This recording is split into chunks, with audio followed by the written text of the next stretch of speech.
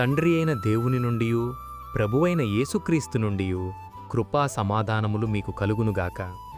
ఈరోజు దేవుడు తన పరిశుద్ధ గ్రంథములో నుండి మనకు అనుగ్రహించిన నేటి దేవుని వాగ్దానము హెబ్రీలకు రాసిన పత్రిక 13వ అధ్యాయము 8వ వచనం. యేసుక్రీస్తు నిన్న నేడు ఒక్కటే రీతిగా ఉన్నాడు అని దేవుడీరోజు మనతో మాట్లాడుతున్నాడు.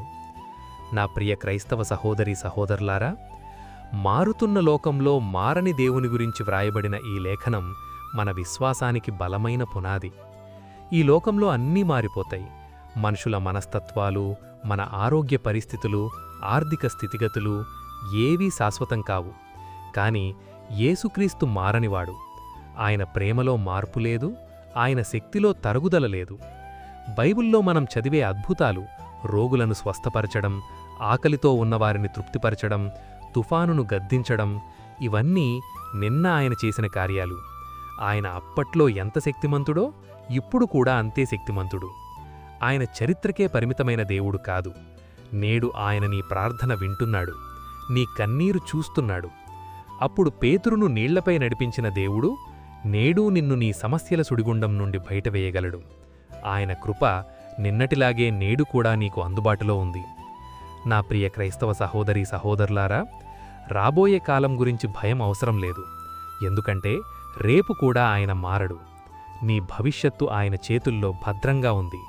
లోకం ఎంత అల్లకల్లోలంగా ఉన్నా ఆయన వాగ్దానాలు స్థిరమైనవి. మనుషులు నిన్ను వదిలేయవచ్చు, లేదా కాలం నిన్ను ఇబ్బంది పెట్టవచ్చు.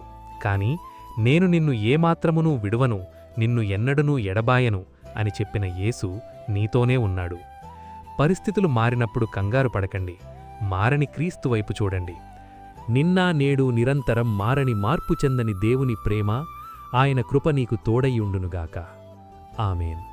ప్రార్థన. మహాపరిశుద్ధుడవైన మా దేవా, దయగల మా తండ్రి, నేడు మీరు మాకు అనుగ్రహించిన ఇట్టి వాగ్దానాన్ని బట్టి ముందుగా మీకు వేలాదిక స్తోత్రములు చెల్లిస్తున్నాను. గడిచిన ఉదయకాలం మొదలుకొని నేటి ఈ ఉదయకాలము వరకు నీ కృపలో మమ్మును ఇంతవరకు కాచి కాపాడినందుకై, మమ్మును ఇంతవరకు సజీవుల లెక్కలో ఉంచినందుకై వేలాది స్తోత్రములు చెల్లిస్తున్నాను.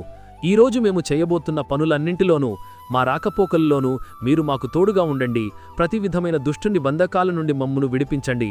ప్రతి విధమైన వ్యాధి, బాధ, బలహీనతల నుండి విడిపించి సంపూర్ణ స్వస్థత అనుగ్రహించమని ప్రార్థిస్తున్నాను. ప్రతి ఒక్కరి కుటుంబాల్లో ఆర్థిక ఇబ్బందుల నుండి లేవనెత్తి క్షేమాభివృద్ధిని దయచేయమని ప్రార్థిస్తున్నాను. ప్రతి ఒక్కరి జీవితాల్లో శాంతి, సమాధానం, నెమ్మది దయచేసి మీ కృపలో భద్రపరచమని నజరేయుడైన యేసయ్య నామములు ప్రార్థించి వేడుకొనుచున్నాను నా ప్రియ పరలోక పరమ తండ్రి. ఆమేన్.